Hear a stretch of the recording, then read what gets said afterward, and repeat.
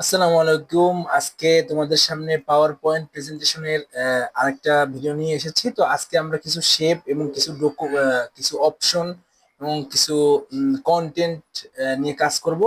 চলো শুরু করা যাক। তো প্রথমেই আমরা পাওয়ার পয়েন্ট একটা ফোল্ডারের মধ্যে ঢুকে ক্লাস 2 এর মধ্যে ঢুকলাম, এটা বড় করে নিলাম, নিউতে গেলাম, মাইক্রোসফট পাওয়ার পয়েন্ট প্রেজেন্টেশনের লেফট বাটনে ক্লিক করলাম, প্র্যাকটিস লিখলাম, PRACTICE প্র্যাকটিস, এন্টার দিলাম এবং ঢুকে গেলাম। এখন তো আমরা স্লাইড করা শিখছি। যে নিউ স্লাইড, এখানে যদি আমরা লেফট ক্লিক করি তো টাইটেল অ্যান্ড কন্টেন্ট, এখানে আমরা ফার্স্টই লিখলাম। এখানে আমরা টাইটেল দেব, আমরা কোন বিষয়ে আমরা আমাদের টপিকটি কি সেইটা লিখব, আর এরপর আমাদের কন্টেন্ট লিখব। তো এখানে আমরা লিখতে পারি ধরো খুলনা। খুলনা, ওকে, এটা একটু বোল্ড করে দিই, কন্ট্রোল বি দিয়ে সিলেক্ট করে। আর এখানে কিন্তু আমরা দেখো এখানে কিন্তু লিস্ট আকারে আছে, তো আমরা আনলিস্ট করে দিলাম। ওকে, তো এখন আমরা এখানে কি করব, এখানে আমরা যদি কোনো কন্টেন্ট লিখি, ধরি খালিশপুর। খালিশপুর একটা থানা, খুলনার খালিশপুর। তারপর হচ্ছে পাইক গাছা, পাই পাইক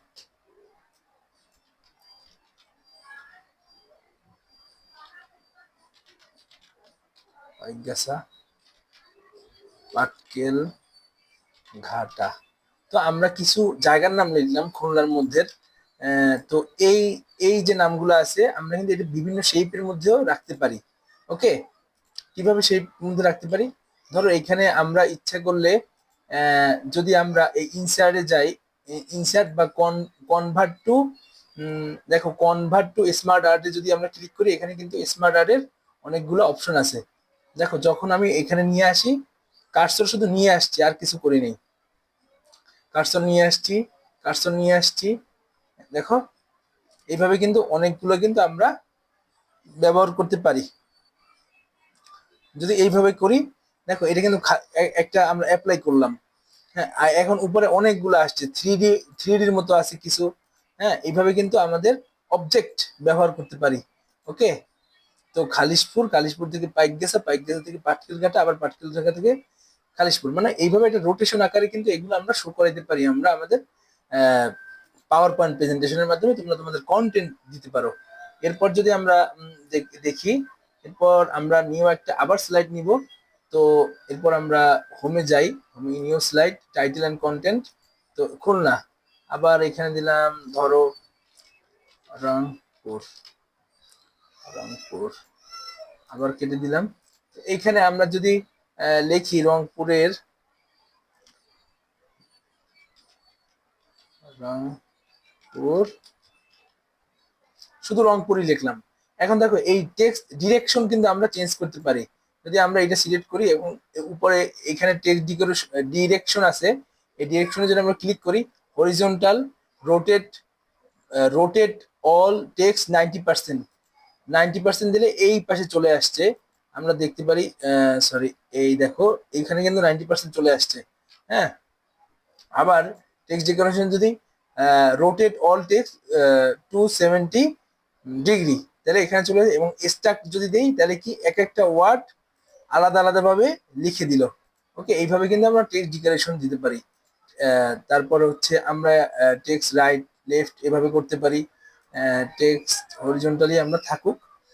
এখন আমরা যদি কোনো সিম্বল ইউজ করতে চাই, এখানে যদি আমরা ট্রায়াঙ্গেল ইউজ করতে চাই, তাহলে এই দেখো আমি শুধু কি করলাম, এই ট্রায়াঙ্গেলে ক্লিক করলাম। এখন কিন্তু আমি এই প্লাস চিহ্ন চলে আসছে, এখন কিন্তু ট্রায়াঙ্গেল যদি আঁকি এইভাবে ট্রায়াঙ্গেল চলে আসলো। এখন আবার ট্রায়াঙ্গেলের বিভিন্ন শেপ আমরা আউটলাইন দিতে পারি, টেক্সটের ফিল দিতে পারি, টেক্সট ইফেক্ট দিতে পারি। প্রত্যেকটা আমরা করে করে দেখে কাজ করে করতে পারি। হ্যাঁ, মানে প্র্যাকটিস করে করে যে কোনটায় কি রকমের হয়।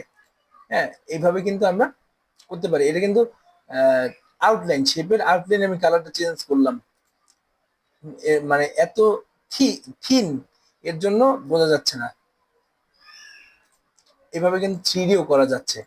ওকে, এরপর হচ্ছে আমাদের হোমে যাই। আবার হোমে যাওয়ার পরে আমরা আরো শেপ ইচ্ছে করলে দেখতে পারি। দেখো এখানে অনেক রকমের শেপ আছে, তোমরা যখন প্র্যাকটিস করবা তখন দেখবা যে অনেক রকমের শেপ আমরা কাজ করতে পারি।